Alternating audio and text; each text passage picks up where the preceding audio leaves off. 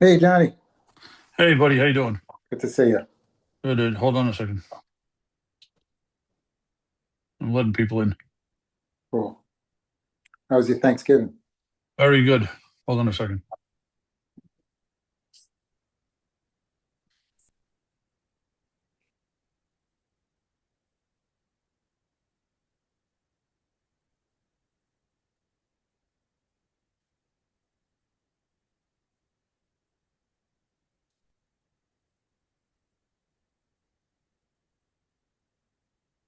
Just using a different thing tonight.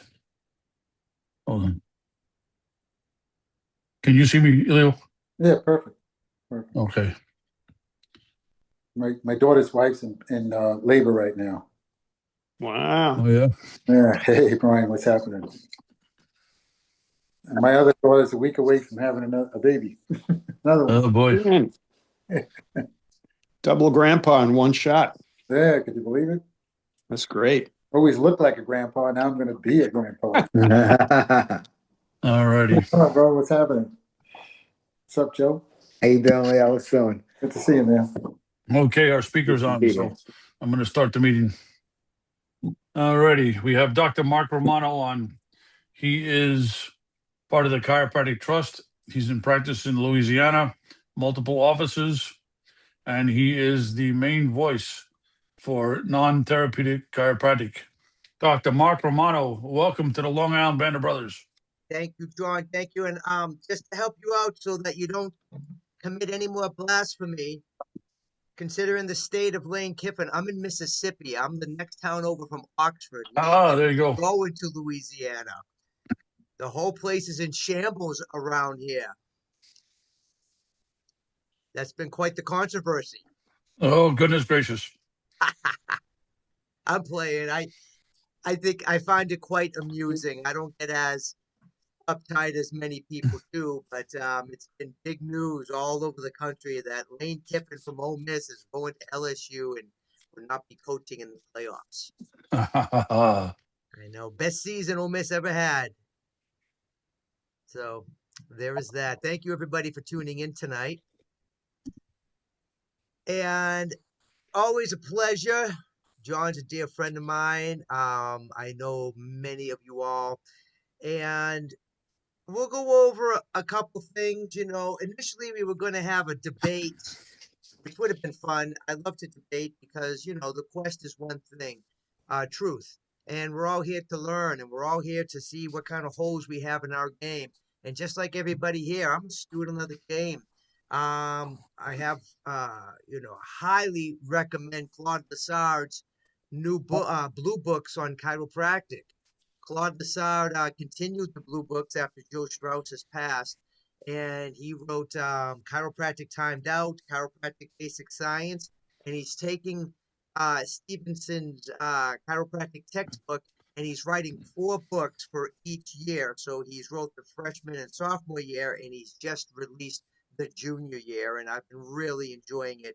And one of the things Claude has done that I really have enjoyed, he's taken the 33 principles away from the philosophical text and put them as a basic science text and change some words. Now, in chiropractic, when we look at the generalities, we have two models of chiropractic. We have a therapeutic model, which is going to be liberal and conservative. And in the therapeutic model, we're going to be looking at getting sick people well, keeping the well from getting sick. Now, the issues we're going to have with that, and this is old time BJ and DD, somewhat Stevenson, but in Galen Price, who I had the privilege of meeting and talking with Galen Price and J. Clay Thompson and Fred Barge. And the problem with chiropractic getting sick people well is one, it puts us in the realm of physical medicine. And second, not everybody gets well. And not everybody who is well stays well. And chiropractic isn't the only thing needed for a strong body and a strong life. And that's totally okay. It takes nothing away from our purpose as chiropractors. and I mean, I went to Palmer, and I was I've read every green book from Stevenson on to where, okay, chiropractic is all you need. Chiropractic, as long as you're not subluxated, you can breathe underwater, grow an arm back. But folks, we do have this limitation of matter, and this limitation of matter is inescapable and unpredictable.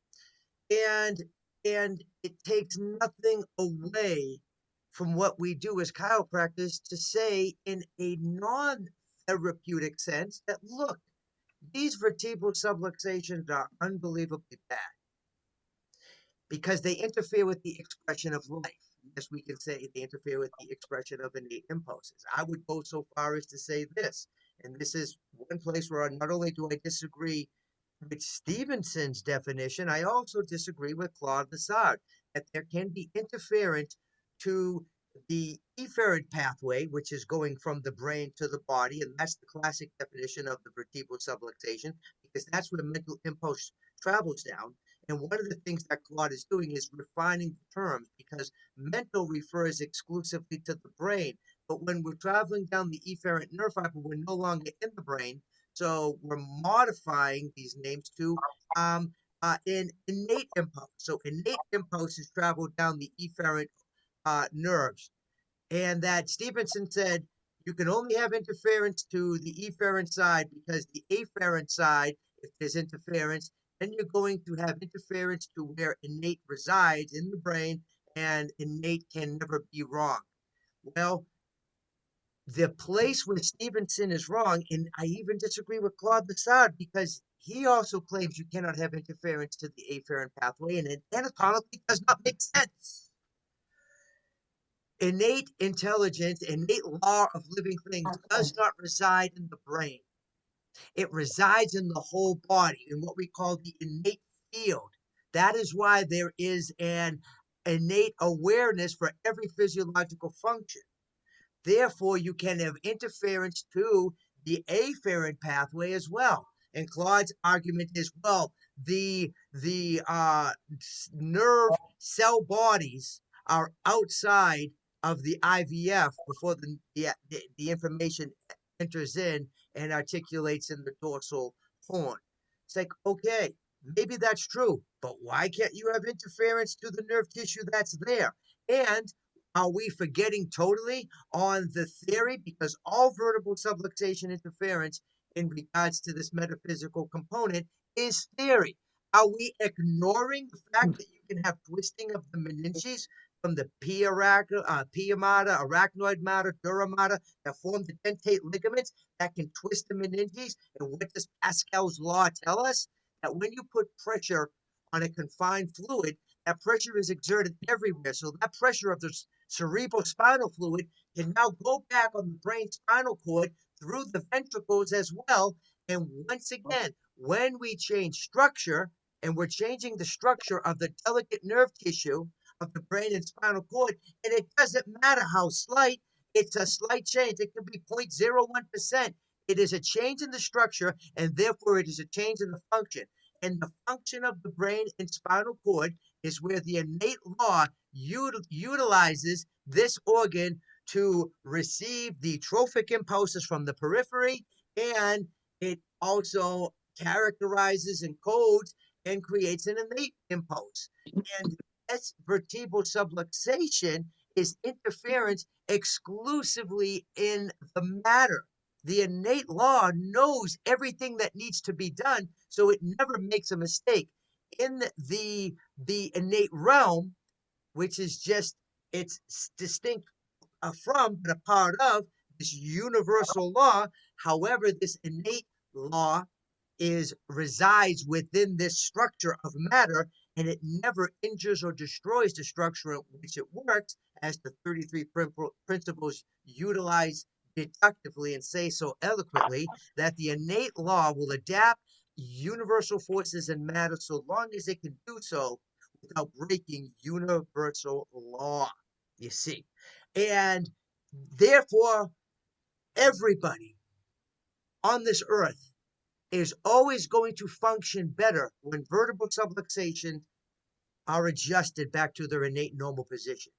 Because there's pressure to the brain and spinal cord in what I consider the most profound theory of the vertebral subluxation, we cannot correlate a vertebral subluxation to any physiological function in the body.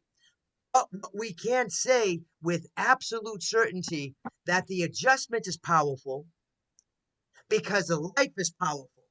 And the adjustment, bringing the vertebra back to its innate normal position, allowing a fuller expression of life, enables every human being to live closer to their full potential.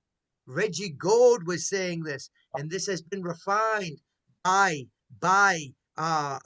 Joe Strauss, Claude Lessard, Jim Healy, and myself. That if we truly want to reach the world, which I guarantee everybody on this call right now wants 8.2 billion people to have their spine checked for vertebral subluxations on a weekly basis. There are no clinical symptoms of a vertebral subluxation. The only way any human being knows a vertebral subluxation is present, including myself, is to go and see your chiropractor to have your spine checked. So we cannot correlate the vertebral subluxation to any clinical symptoms or to any physiology. This is where we have to use logic with the human body. And hats off to chiropractic for 130 years, having a basic premise, not in the treatment of any condition, not in the treatment of deaf people or a disease or amyotrophic lateral sclerosis or any of the miracle symptomatic relief that we've all seen in our office. That has not been the success of chiropractic. The success of chiropractic lies in the deductive reasoning of the 33 principles and the exclusive focus on the vertebral subluxation. And just like we don't know everything about electricity, Benjamin Franklin came across a great concept when he discovered electricity. We still don't really know how it works, but we know enough that we can harness the electricity to do absolutely amazing things. We don't know exactly how a computer works, but we know enough that we can harness it to do amazing things. We don't understand how this body works. We are finding out more and more how we are constantly wrong about the physiology, the manifestation of these innate impulses within the body, causing these physiological coordinative actions throughout the body. We don't understand how that works, but we as chiropractors know enough to know that we do not know what innate normal is for any human being at any time. What we can do, and what every chiropractic analysis has in common, is simply determining what the innate law of living things is trying to do with this vertebral subluxation that exists in restoring it back to its innate normal position. And we as chiropractors educatedly use our analytical skill set to determine the existence of a vertebral subluxation and the vector in which the innate law is trying to make the adjustment, placing that educated universal force with the simple intent that it will be converted to an innate force, that a vertebral subluxation can now be adjusted back to its innate normal position. It is this logic that has enabled chiropractic to thrive for 130 years, folks. 130 years, and we're still talking about vertebral subluxation. Such a unique profession to be able to be that consistent for that long. Why? Because, like Benjamin Franklin, D.D. Palmer stumbled across a principle that he probably had no idea how big it was. There is no doubt of D.D.'s brilliance. Now, he never got away from his theosophy and spirituality that he kept trying to incorporate in chiropractic. And quite frankly, I don't know where he would have gone, because if you think about it, he discovers chiropractic in 1895. unbelievable discovery and focuses the rest of his life on chiropractic. And he only lived for 18 more years. He died in 1913. He had a tumultuous relationship with his son, BJ. We all don't know the actual truth, but we know what was written. And BJ, again, trying to bring chiropractic to the world. BJ, so close to the non-therapeutic concept that chiropractic must remain separate and distinct. Chiropractic must not be physical medicine. Chiropractic focuses exclusively on the adjustment of vertebral subluxation for a fuller expression of innate impulse is the logical deductive reasoning that enables chiropractic to continue to thrive. Yet chiropractors choose to incorporate other modalities and other things into chiropractic, diluting chiropractic. You cannot add to chiropractic. You only dilute it. Anything that a chiropractor does outside of the adjustment of vertebral subluxations is diluting chiropractic. And if we have an intent to say, look, maybe all your problems will go away. Nobody can predict that. But this is what we can say with absolute certainty, that if you make the habit of having your spine checked a couple times a week for the rest of your life, in the same way that all these wonderful chiropractors check their own families, your body is going to be stronger. And the fact that we cannot predict how the body is going to be stronger takes nothing away from this amazing service. So we as chiropractors, we've got to get this message clear. Reggie tried this, guys. Reggie tried this. Him and Sid clashed a little bit. You can't deny what Sid did. Sid did some amazing things. Sid created an amazing culture that still goes on today.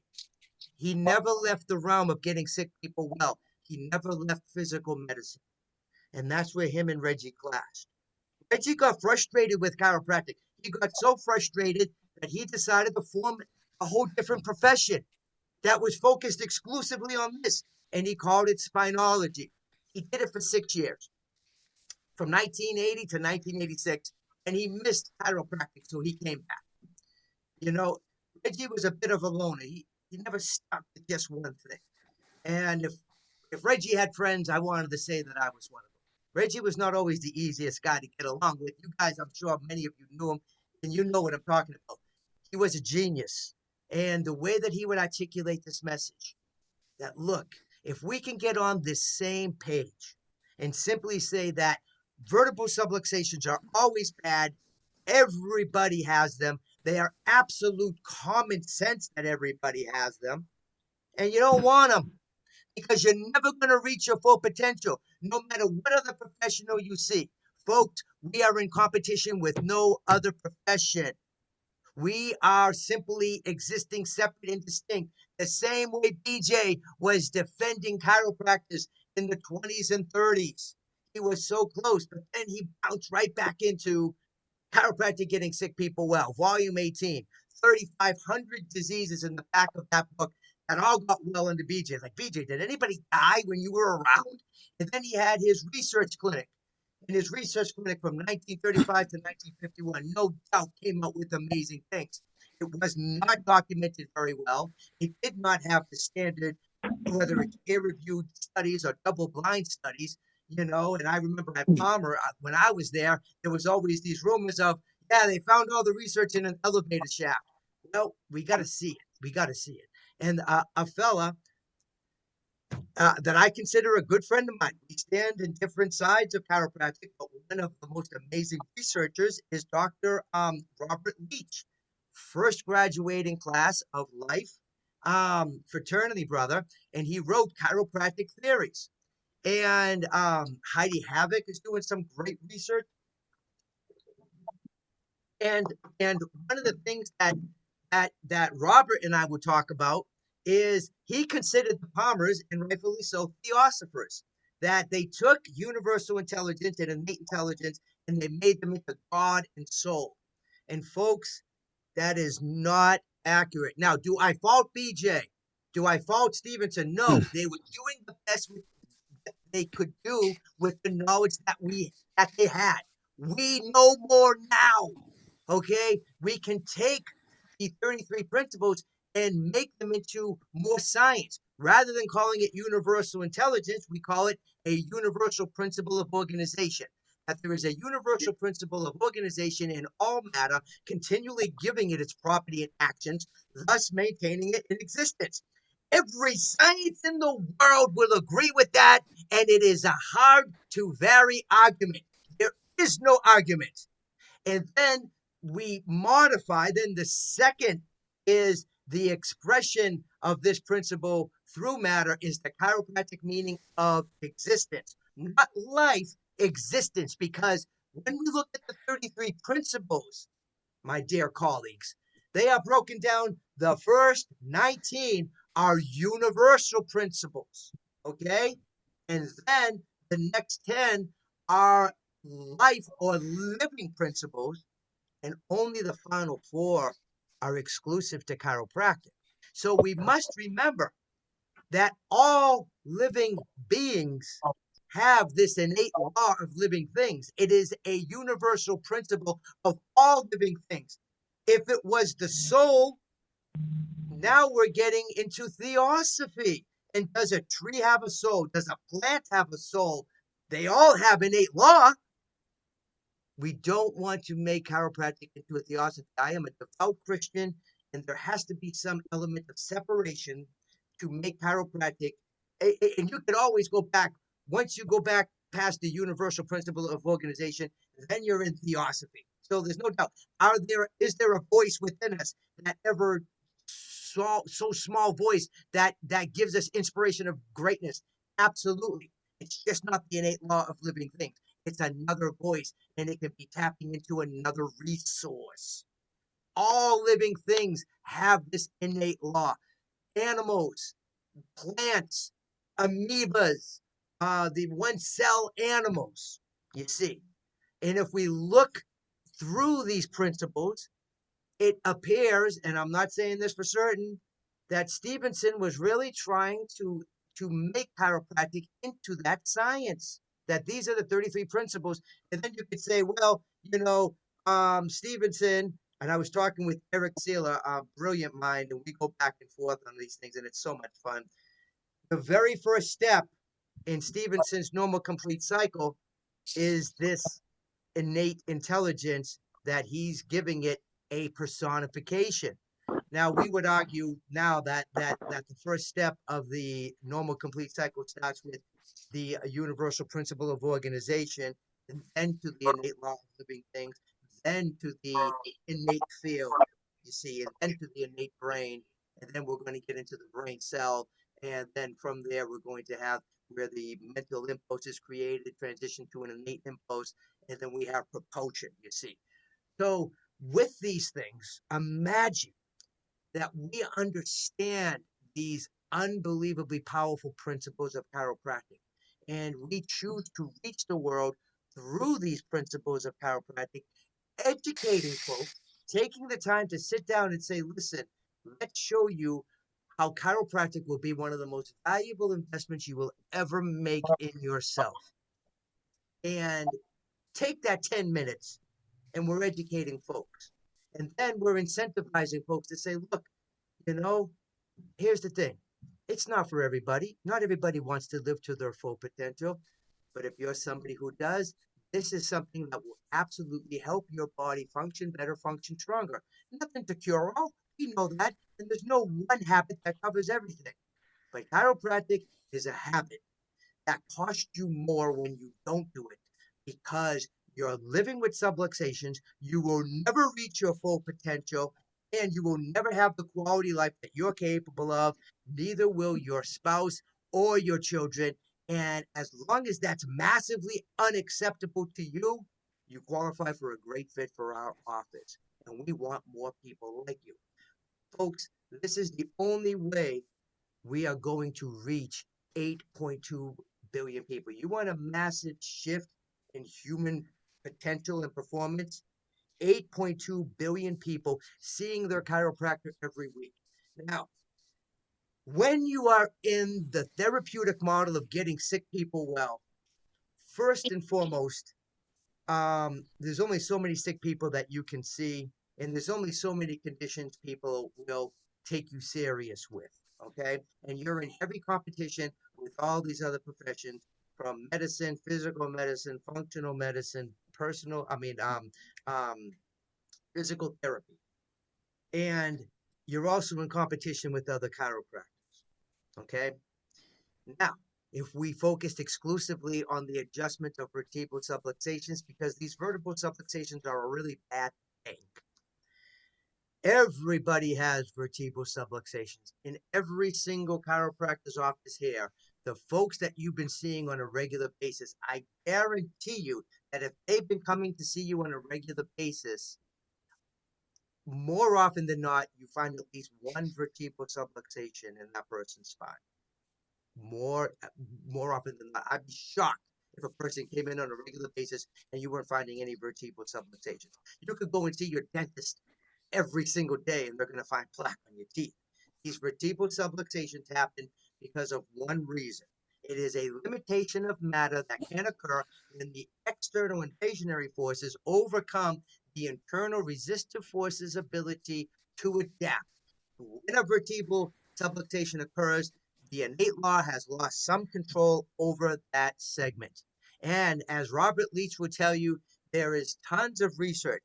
Unfortunately, it's not called a vertebral subluxation. It's called segmental dysfunction or regional dysfunction. For me, I love chiropractic. Much like you all, I love chiropractic. Do we need to prove chiropractic by medical means? I know BJ wanted to do that. I see no need in doing that whatsoever. You're talking about a whole different thought process and a whole different paradigm. We simply need to have chiropractic research in the chiropractic profession and publish it in chiropractic journals. I am so proud to be a chiropractor. I am so proud that I get to call myself a chiropractor. I am so proud that I get to practice chiropractic every single day.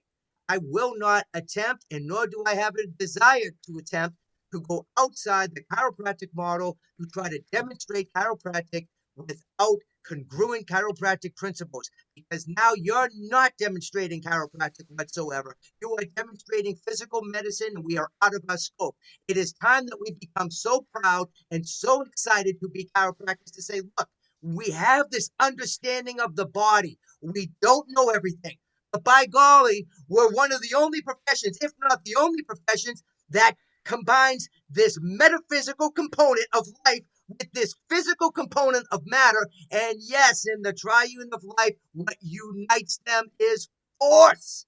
And we are the only profession to really figure these things out, to have a chiropractic basic science, to have a chiropractic applied science, which is the art of practice, with the element of constantly asking why. So if you want to know how we are absolutely certain how we can help you through chiropractic, we will be glad to explain it to you through the chiropractic paradigm. And that is the only way it can be truly understood, because it's not that hard to understand. It's pretty simple. We simply choose to go deeper to understand how these things come together, and why they do, and in what manner, and how that we are absolutely certain that when we thrust on an area that has a vertebral subluxation, that we know this innate law never injures or destroys the structure in which it works. Vertebral subluxations are always bad because they always interfere with the expression of life, and the adjustment is always powerful because life is powerful, and a fuller expression of life will benefit every human being, and folks will never live to their full potential so long as they have these vertebral subluxations. We start talking like this, it is a hard to vary argument. There is no argument. What professional in the right mind, if we took them down the road of logic, if you put me in the room with any professional and I ask them who's an expert in whatever they do with the human body, and I say, Madam, is it possible that a bone in the spine can misalign? Is that possible? No matter how small, is it possible? Well, of course it's possible. And if that bone is misaligned, is it possible that the holes or openings surrounding that bone are now made smaller? Of course, that's possible. In fact, it's very logical. And by having smaller openings, could that possibly, in some way, many different theories, somehow put pressure on nerve tissue, changing the structure, regardless of how subtle, but changing the structure of that nerve tissue? Well, that's very possible. And is it possible that when you change the structure of any organ, you, by logical default, now change the function of that organ? Of course, everybody knows that. So would this person be better off if that vertebrae was restored back to its innate normal position? Yes. We have a hard to vary argument, but we're afraid to say it. We're afraid to say it because maybe we don't want to be rejected. We don't want to be laughed at. And I'm here to tell you, friends, the only way we're going to get to that next level and start seeing more of the numbers that they were seeing back before chiropractic licensure is we got to start getting serious about our message, clarity, exclusive in our focus, and very certain of one outcome, not outcomes, not results, one result, a better quality life through the adjustment of vertebral subluxations. Very simple, and everybody is better off when vertebral subluxations are adjusted. And for no other reason. The, the folks that I see in my office, I love Sid. I've studied Sid. And Sid had 17 offices. Sid was on fire for chiropractic. You know that if Sid took a cab from the airport to whatever hotel he was staying at, by the time he got out of that cab, that person who was driving that cab had his card and was getting ready to go to Life College. Sid understand that dynamic essential. The dynamic essential is when you value what you do so much that you will qualify those that you will sell it to because it's so massively impactful that the thought of compromising it is blasphemous. And that you love what you do so much and you're so certain and you're so good at it that people will pay money just to be in your company because you have that certain something, that dynamic essential. So I do not want to see everybody in my community. I do not. I am not everybody's cup of tea. What I want every chiropractor to do is to find the 200 to 400 people. That's it. Just 200 to 400 people who are so ridiculously passionate about being in your company that they will pay whatever fee it takes to have you in their life. For me, if you're not ridiculously passionately excited to be in my company, hard pass, not interested. I don't try to convince people of chiropractic. Yes, I love selling and I love closing. And I love when BJ said, I will sell chiropractic, serve chiropractic, and save chiropractic. It will take me 20 lifetimes to do it. I will practice chiropractic above the law, below the law, within the law, without the law. I love that. So I understand that selling and closing are very necessary, and doing so in a way that brings massive dignity, respect, and reverence for chiropractic. I'm seeing all these videos today, and I got to tell you something. I hope this younger generation steps it up because in my office, you ain't using terms like crack and pop. Those are blasphemous terms that devalue what we do as chiropractors.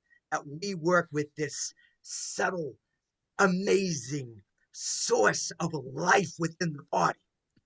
And if somebody says that, it's like, oh, okay, let me help you. It's adjuster check.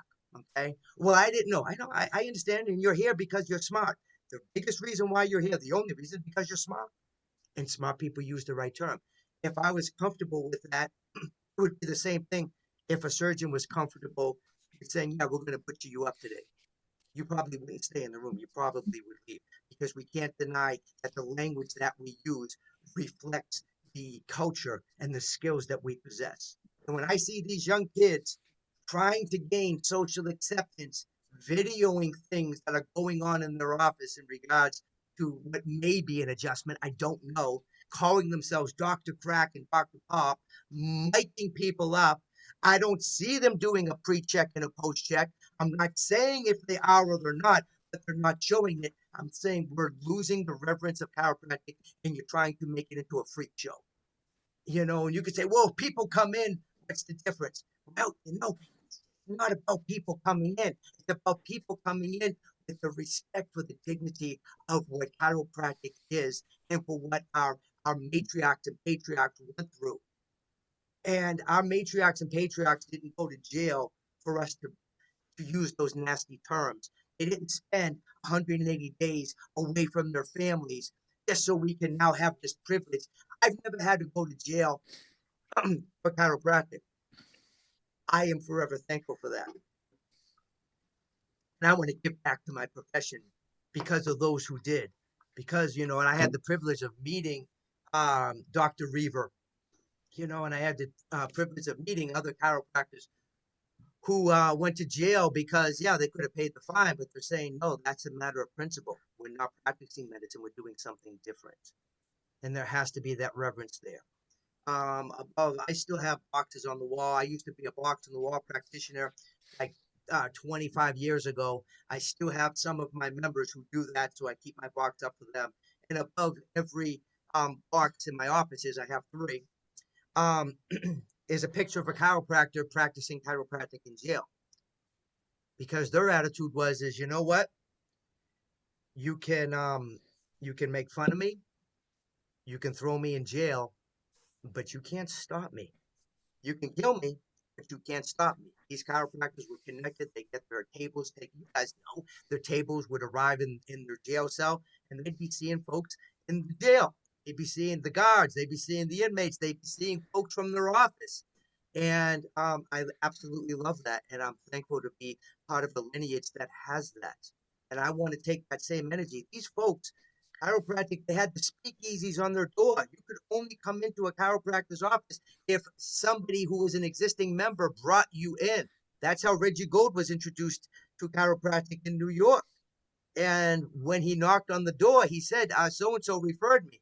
And the first words from the chiropractor were, there's no chiropractor here. There's nobody here who's a chiropractor. And eventually Reggie wouldn't go away. The guy slid open his window and eventually invited Reggie in, explained chiropractic, and Reggie was the next day on his way to Palmer School of Chiropractic to go learn from B.J. Palmer. That's the reverence that I want, and it's up to us. And this is why these Band of Brother meetings are so important, because if we don't share these stories, and I know every one of you have them, and I know every one of you seen massive struggle, and I know every one of you have been through massive struggle, it's going to be lost, because now we have these times that are a lot easier, but yet we're seeing less and less and less people. Now, personally, and this may be blasphemous, I think the Wilkes case had a lot to do with that. I don't see how chiropractic benefited in any way from the Wilkes case. I'm not saying that there wasn't sincere motive, but what happened after the Wilkes case? Well, one, colleges got guaranteed student loans. That made all the tuition go up. And people here are too young to remember. But before that, you could get a part-time job and pay your way through chiropractic school. Second, it got chiropractic included in major medical insurance. Do you see the conflict in that term? Chiropractic and major medical insurance. Now we had chiropractors who wouldn't pay the fine because saying I'm practicing medicine without a license is not my principle, to getting insurance reimbursement by chiropractic manipulative therapy or chiropractic physical therapy. And medicine owns those codes. These are the hard truths. So now all these practices have diminished. The massive practices of seeing 200 and 400 people a day have dwindled down to 10 to 20 to 30. And I'm not saying that you can't have a fabulous practice seeing 30, 40 people a day, because that's actually a really great practice. And you could see, 300 folk visits a week. and you can definitely do that. Or you could up the visits and work less days. What I'm saying is we must take chiropractic back to where we are in control. And part of the things that I teach on my institute, let's just say, and I'm in Mississippi. I don't care what fees you charge. It really doesn't matter to me. I see people weekly for life. I don't necessarily start everybody off in that way. But when people come to see me, I charge $100 a month on a bank draft. And my number is 350. So 350 people, not just people that come in and they're saying, well, they're fighting your authority and they don't take what you do serious. Those aren't my people. They can go somewhere else and it's a better fit. The people who come to see me are fanatically excited about being in my company and they just love it. And I charge them $300. You get 350 people, you're making $35,000 a month that you're absolutely certain you're going to make every month. You've got excited people who are thrilled to see you. And you know what? Maybe you're working 3 days. Maybe you're working 3 days a week and you're seeing 130 people a day. And then you're resting on the other days. Much needed. You got to get the rest. There's no doubt. And the older I get, the more this is becoming more sharp into my focus. You see? But at that $35,000 a month, you got to practice that you're making, somewhere around, what is it? I don't know, $400,000 a year. You got a $500,000 practice. You're doing pretty all right.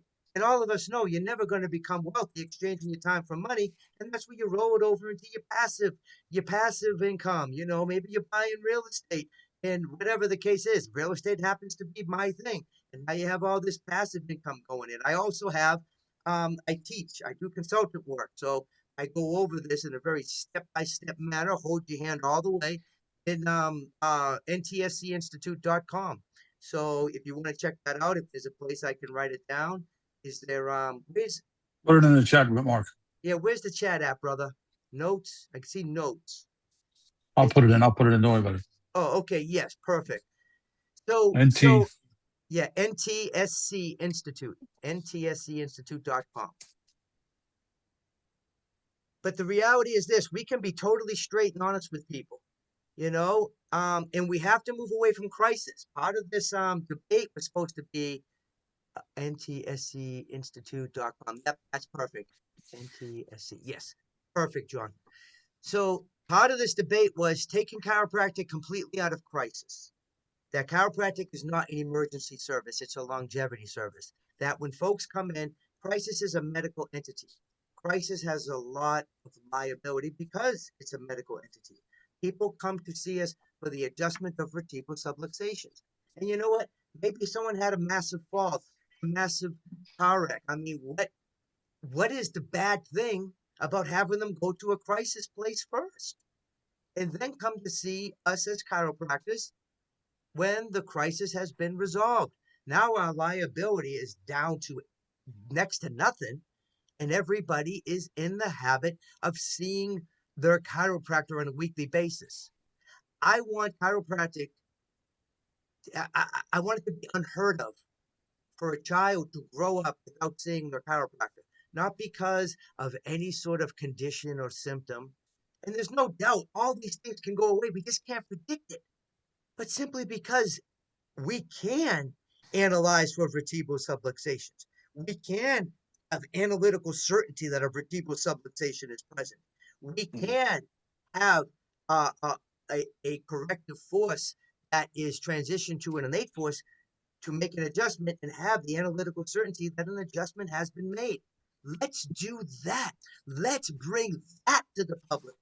And let's see 8.2 billion people. That's our competition. I want my 350. I want every chiropractor to have the 350. Hey, you want to charge $200 a month? Great. Now you got $1 million practice. I love it. $87,000 a month. It's fantastic. Let's celebrate that. That's part of what we do in the Band of Brothers. No more secrets of, I got to keep this to myself. The reality is this, my friends, there is 107,000 chiropractors practicing in the world. The schools are told that we got to graduate less people. Chiropractic is too saturated. That's absolutely ridiculous. If every chiropractor in the world moved to the United States, there'd be 107,000 chiropractors on and a chiropractor almost on every corner, and there's 330 million people living in the United States. That means every chiropractor would be seeing, if they only saw people one time, over 3,300 visits a week. And there's no chiropractor that can handle that kind of volume. And I'm pretty freaking good. Okay. I can't handle that volume. Okay. We are in a shortage, and that's just in America. We're not even talking about Mongolia. We're not talking about Ibiza or Venezuela. We've got the greatest thing going. We got the most certainty of any profession that works with the human body, but yet we're not focusing on it. And if we are, we're not focusing on it exclusively. And to have massive success, you must have a niche, you must have confidence, you must have certainty, and you must be able to communicate it with the world that creates massive value and desire that people get really excited and want what you have and want it from you. Please, at this time, give me any questions, anything at all. Don't hold back on anything. Anything I might have posted over the years, throw it at me, my friends. Mark, I just want to say something. Thank you for bringing up Claude's books. I have the first one. It's amazing. Love it. You know, the idea that we have something so valuable. And before anybody goes on, I just want to bring up this word spiz, because I brought it up and I put it out with some of the stuff I was doing, and people ask me, what the hell is that? Spizorinctum is a word for vigor, vim, energy, or ambition. It refers to the person who's full of energy, or to the quality of having the will to succeed, similar to the concepts of chutzpah, guts, or nerve. It is vigor and ambition, the energy, drive, or ambition to succeed at something. Spiz is our word. BJ gave it to us. Yes. Spizorinctum, spiz. If you didn't get spiz tonight, and you check your pulse. Oh, that's great, man. Fred Barge would use that word all the time. Yeah, it was awesome. Awesome. Hey, Dr. Romano, Greg Rubenstein here, man. Absolutely loved your talk.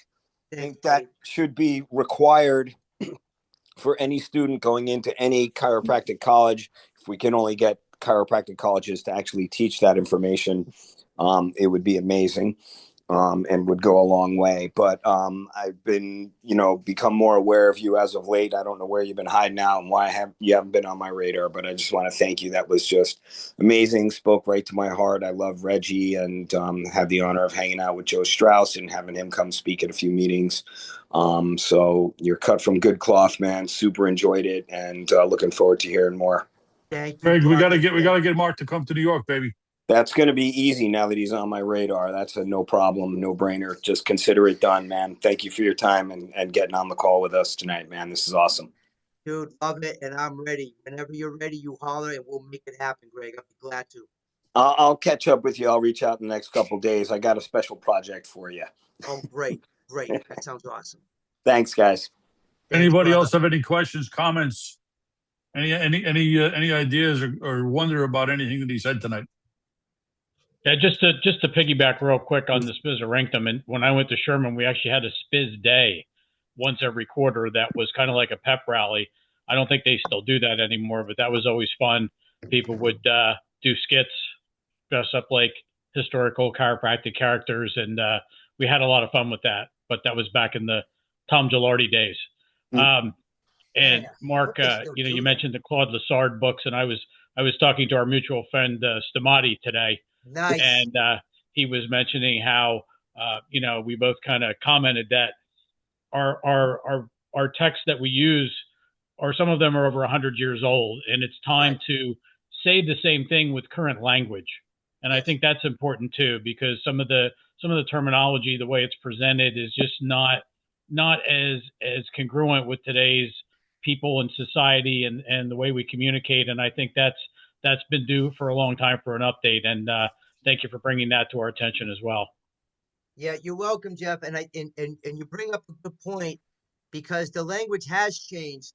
The one thing that we can all be in awe of, and this is where I want to encourage you guys to keep not only keep doing what you're doing, but keep talking because think about the the detail that Stevenson, and I say Stevenson because that was the you never saw that much detail in DD or PJ's writing.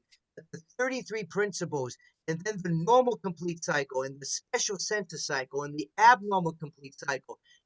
Yes, you're right, Jeff. We do have to update the terms. And looking at the detail that they went into because they cared so much in the understanding of what we're working with and the powerful nature of what we have. You guys have been around for a while and you've seen this and you've lived this. We have to find a way to communicate this to this next generation to care on that level. You see, so you see this, Jeff, because you studied it and yes, you experienced it with Tom Gelati. I hope they're still doing Spiz, and I don't even they were doing it when I was at Palmer, and I don't think they're doing it anymore, sadly. Palmer's gone in another direction. My two schools that I chiropractically are Sherman and New Zealand. That I hope that we can pass this passion on to these next generations coming up, that this is important, that there's more to chiropractic than simply passing your national and state board. That now you have the opportunity to freely study these principles that are so dear to us. Good points. Anybody else? Please unmute yourselves. Joe, Dave, Gary. I'm looking forward to Johnny reposting or posting this up on the website so I can watch it several times because holy crap. I got to process what you said. It was amazing stuff, and I'm looking forward to listening to this several times over to further get more information from it. Thank you for tonight. I really appreciate it. My pleasure. Thank you, brother. Thank you. Mark, I am looking forward to bringing you into New York. Yes, I'm looking forward. Hey, you guys say the time, and I'm ready. Let's do it. Awesome. Mark, it's Gary. Just want to say, same as Dave. I got to rewatch this a few times. It's like drinking from a fire hose when I hear you talk, Thank you. and I love it. I love it. It's absolutely awesome. And I got to digest and chew on the subluxation, on the on where it occurs and what you disagree with, and we'll talk. Yeah, Good man, that stuff, sounds brother. great. And Gary, I I'd want love that. to have that conversation with you because there's stuff in Joe Strauss's book that basically details that innate does not live in the brain. It lives in the whole body. And the innate intelligence exists at multiple different levels of organization Correct. within the living tissue. And and the more we explore, the more we realize that. I mean, we've 100%. Yeah. Love it. Thanks, brother. Man, yeah, bro. My pleasure. It was beautiful, everything you said, man. It was great. I really enjoyed everything you said, and you simplified so many terms that a lot of people get confused with. And I think it's great that you have the passion to share that with everyone. Thank you. You're welcome, bro. Thank you. Yeah, I agree with what everybody said, man. It was my hand is hurting from writing down so many notes and so quickly. So yeah, I'm gonna have to rewatch and make sure I got some of this information correctly. But yeah, we've all been doing this a long time, and we all know these principles. I love how you articulated them with certain words and expressions that I don't use. So I will work that into my vocabulary. And thank you for being here, and thank you for helping us out. It'd be great if we can have 12 credits of you for relicensing. That would be awesome. Hey, I mean, we can make that happen. I do CEs all the time, and yeah. So I'm gonna put my cell phone in the chat here, and whatever you guys want to do. Greg, I'll get you Mark's information. Yeah, that sounds great. Yeah. And I got the cell phone. You guys can holler anytime. Yeah, we'll get that set up. We'll get it set up through the council. That'll be easy. I got a little project and we'll get you out. We can get credit for you. That's not going to be an issue at all.